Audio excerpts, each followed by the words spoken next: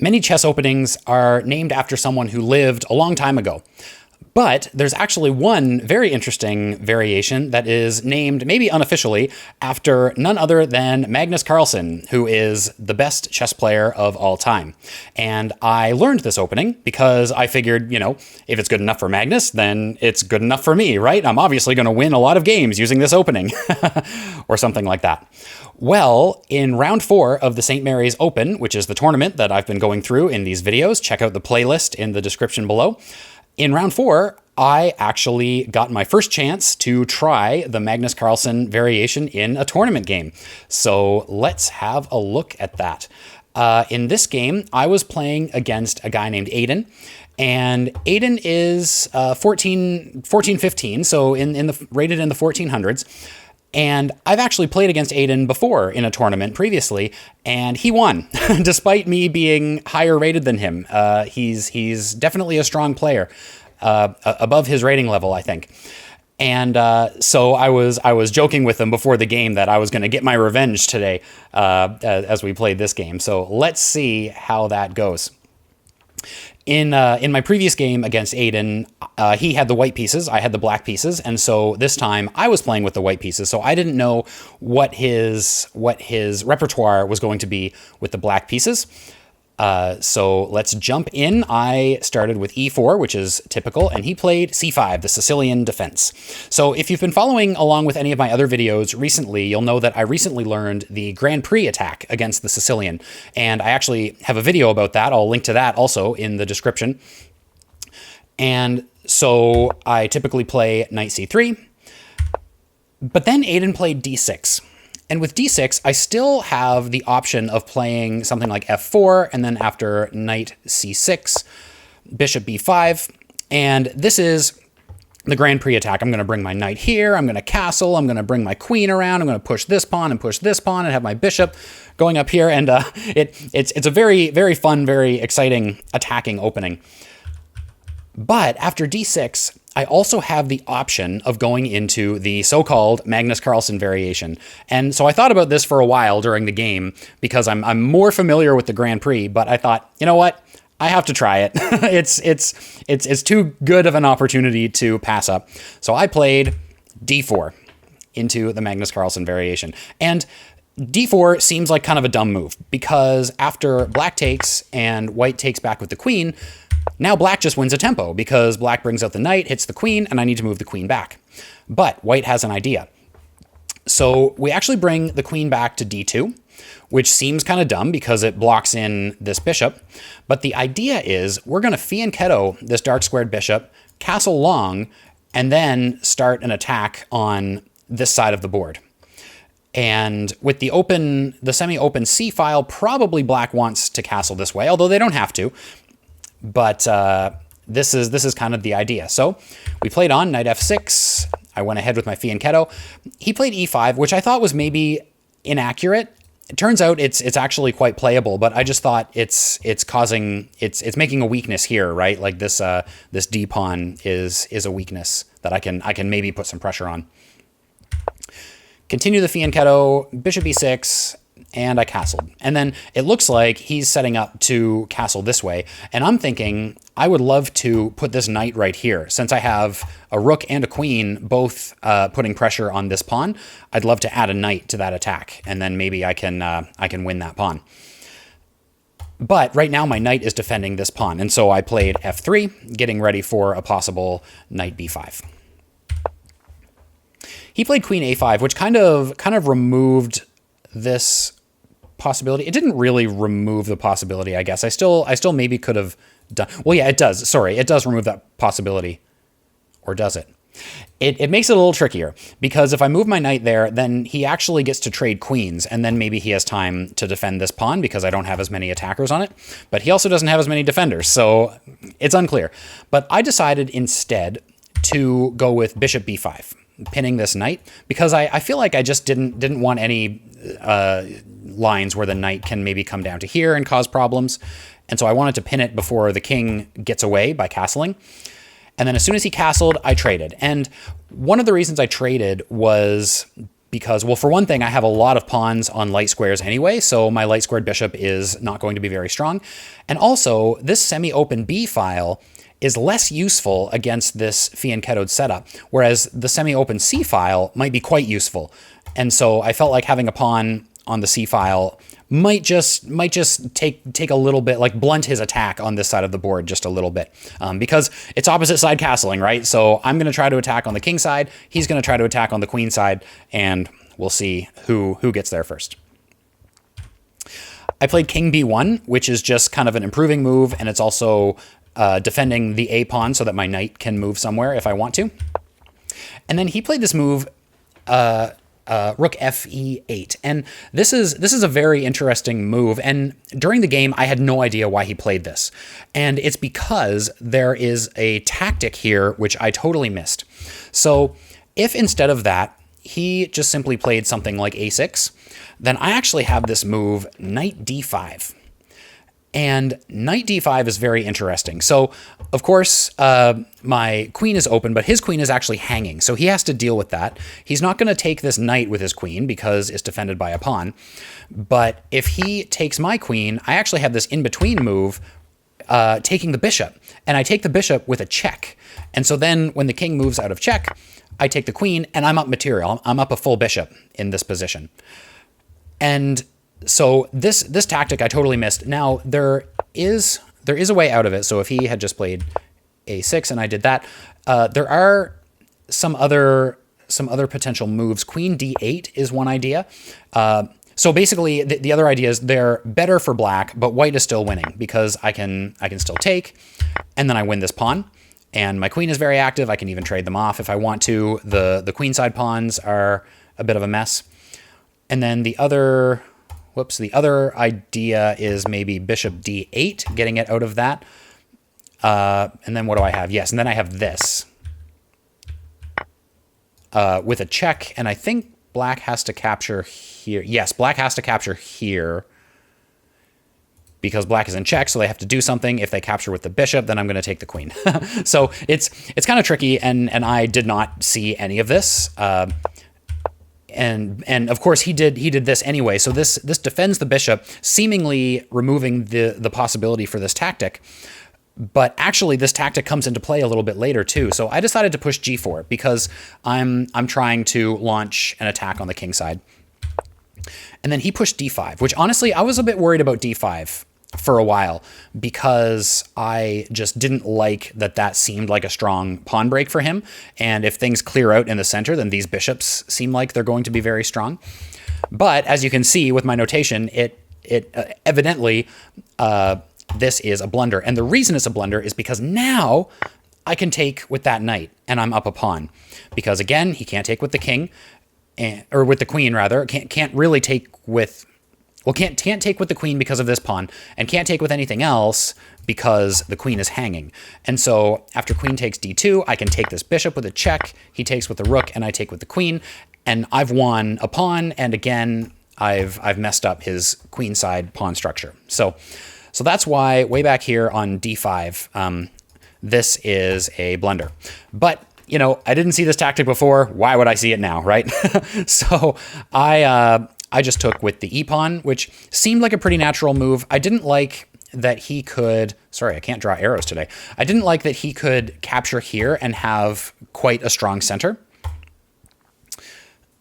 But he didn't, and I feel like it might have been best for him to do so. Let's see, what does the engine say? No, the engine isn't crazy about taking with the c-pawn, actually. It prefers taking with the knight or playing the move that he did, which was rook a to d8. Pinning this pawn, so I can't, take anything else with it unless I want to lose my queen, which I do not. And I was calculating all kinds of like wacky lines here, and I was really wanting to push g5 and do something with this knight, like push it back here so it's in the way of the rook, or push it over here so it's on the edge of the board, which seems dumb. But I couldn't figure out what to do if the knight just takes here, and the engine agrees. Like, this is just perfectly fine for black. Because maybe I can trade, and then we trade that, and then that's taken, but then this knight has to defend here. And anyway, black has the bishop pair, and my two of my pawns are under attack from bishops right now, and things are just not very good for white in this position. So let's go back. Instead, I decided to play knight g to e2 because I felt like this knight really needed to get developed. This pawn was sort of in the way. I didn't like that it stepped in front of my queen being able to quickly join this kingside attack, but I felt like this knight needed to get developed. He played bishop b4 with another pin on the queen, and I moved the queen here to get out of both pins. I'm okay if this pawn falls because it's just a trade because I've already taken a pawn. And after taking with the knight, I took back with the knight, and then I also traded rooks. And again, I'm surprised that he didn't take with the c pawn and just get a really nice center. But he took here instead. And then, one reason is because there's a bit of a trick. And it actually took me a little while to notice this trick. And as you can see, I forgot about it again right here. This queen is actually pinning this pawn to the rook. Now that I don't have two rooks, this rook is undefended. And so that means that this pawn is actually hanging. And so I think this was one of those moves where I was doing some calculation during the game, and then I saw that, and I'm like, oh, okay, well, back to the drawing board. None of my calculations I was just thinking of are going to work because this pawn is going to fall. So I just brought the rook over. I felt like it was a pretty simple move, and it seemed to work just fine. It defends this pawn and gets out of the pin. a5, finally starting to try to launch something over here on the queen side. And then I played this move, knight c3, which I really liked this move, actually. Basically, either the queen is going to have to move, and then my knight is going to go to, not that square, going to go to e4, and that just feels like a much nicer square for my knight, like blockading this pawn and controlling some squares in black's territory. Or he was going to have to take, which is what he did.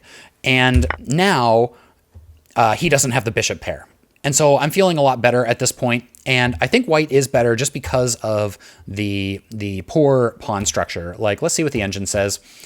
It says plus 0.3, 0.4. So kind of drawish, but white has a little bit of an edge.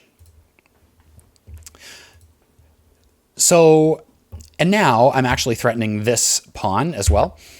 He played queen b5, trying for a sneaky little attack on that rook. I wanted the rook to be here anyway because I feel like I can put some pressure on that pawn. The nice thing is that pawn can't just push because then that is checkmate. So having this strong bishop and queen battery on the dark squares was actually a pretty big threat. So he pushed f6 to prevent any of that, and I immediately pushed g5 to try to undermine this pawn chain. He counterattacked on this side of the board, of course, with a4, and now I played the correct move here. I played g takes f6, but I really wanted to actually push this pawn up the board to really destroy this pawn chain and really have good like checkmating possibilities. But I just felt like that was too slow. Like with this pawn already on the fourth rank, I thought, I can't waste a bunch of time moving my h pawn up the board. So I just went ahead and took. And then he captured here. And then one of the things in chess is you can never relax. You can never relax until the game is over. I felt like I was in a great position here. I felt like once I opened things up over here, I was going to get some attacking chances. And so he captured here. And I thought, I don't think it matters which pawn I take back with. Right? I think I can take back with either pawn. And one thing I was worried about is I was worried about the rook and the queen swinging over to the h-file. And so somehow I was just thinking like, I don't want to take this way because then it seems like the h-file is more weak. Now, it actually doesn't really make any difference. Like I have this bishop who's defending a bunch and the queen can just, or the king rather, can just kind of slide over here. But for some reason, I was just like, I don't like the idea of opening up the h-file, or I've been saying the h-file this whole time. This is the a-file. Anyway, I don't like the idea of opening up the a-file, so I'm going to take this way, and that is a blunder. I threw away all my advantage, and now, according to the engine, it's basically a draw. Because, yeah, I know I had just shown a little while ago that I was like a 0.3 advantage or a 0.4, but actually in this position here, it has gone up to like +2-ish. So white is doing much better here with these threats on the king until I do this, and then it's basically back down to 0. Like, you know, slight edge for white, but I basically threw away all my advantage I had managed to build up in the last couple of moves. And the problem here is that it opens up this diagonal on my king, and black has a light squared bishop that can use that diagonal. And so right away, I see my mistake because he plays bishop f5 check. And so now I really don't want to move over here, because then my issues on the A file are really going to be a problem. Like maybe I have to push the A pawn or do something to defend anyway. But it seems like not a great situation. So I move out here, but now my king is pretty exposed. And so he finally takes back here. I push f4, trying to break things up even further. And he puts the king on f7. And I thought this was a really great defensive move, actually, because it means I can't like swing my queen or my rook around with a check on the king. And I just couldn't figure out how to attack. Like I can't even like bring the queen up onto this diagonal because his queen is defending. And I wasn't sure what to do here. And finally, I just decided, well, I think I finally realized, you know, capturing back with this pawn threw away all my advantage, and probably I'm only playing for a draw here. And it turns out that's true, but I figured during the game probably that is going to be the case. So I saw a line where I thought I could just kind of trade everything off, and we would end up with opposite colored bishops.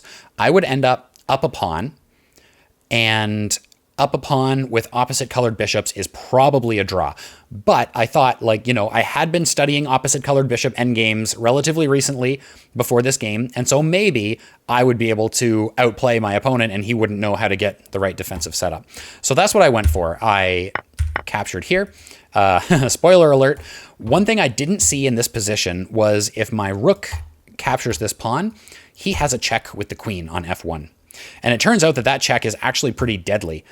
And so, yeah, I don't know why. I was just so focused on, like back here, I was so focused on trying to calculate, can I play this for a win, or am I just going to trade things down into a probably drawn opposite colored bishop endgame. And then finally I decided, well, let's just go for the draw. And so I didn't even really calculate that carefully, I guess, because I took here, and this is a blunder. And after queen f1 check, black is actually winning. It's like minus 6 almost, like minus 5.7. Black is winning here. And black is winning because after I move the king, I think they deliver a check here, push me back, and then they just simply capture that rook because I can't take back because this is checkmate. And so, yeah, black is totally winning. They're going to pick up my rook. But what happened is I moved my king, he moved his queen, and we repeated moves, and it's a draw. And neither of us, of course, knew that black could win in this position, and we hadn't calculated it out strongly enough to know that he could just simply pick up that rook. I think we were both looking at something like, you know, if the rook comes in here and maybe there's other maneuvering. But I feel like sometimes when you feel like you're behind, when you feel like you're down or losing in a game, then it can be hard to recognize when later you're actually winning. Like, unless it's super obvious. But then sometimes it's just like, okay, I've been losing, now I'm not losing, and there's a way I can get a draw. Let's just go for it, right? And I think that's kind of where he was at this point in the game, which was lucky for me because he totally could have won this. And if he had seen this in this position, that he could just simply take the rook, then honestly, like, I might have just resigned right away. I'm not sure if I would have. Like, I might have tried for some counterplay with like a check here, but then there's that, and like I don't know. I don't think there would have been very much to be done here. So in any case, that is how it went. So definitely a couple of lessons to look at here. One is, again, like, I feel like in this position, after this pawn had captured, I was sort of feeling like, okay, I'm better, I need to just focus on this side of the board and attack. It doesn't matter which pawn I take with, I'm just going to take that one. I feel like you just can't relax. You just have to always be like looking really carefully at all of these moves, calculating things out, and just making sure that you are certain that this is going to work. So there's definitely that. And then even just, this game was a good reminder to just always be sharp with the calculations. So back in this position, when he pushed d5, and in the earlier position when he moved the rook over, like just not recognizing that I could have captured with that knight. Like that's the kind of thing that, especially in these serious tournament games, like I have to really consider whether there is a sacrifice or something that looks like a sacrifice that's actually going to work. And there was another place. Yes. Even after this move, again, just being sharp on the calculations after we get through all of this. At this point in the game, again, I was sort of thinking like I had calculated it out. I'm gonna take, he's gonna take, I'm gonna take, he's gonna take, I'm gonna take, and we're gonna have opposite colored bishops, and I'm gonna be up a pawn, and it's probably a draw. And I wasn't sharp. I just went ahead and took with that rook and didn't even see that the queen could come down here to f1 and deliver a check.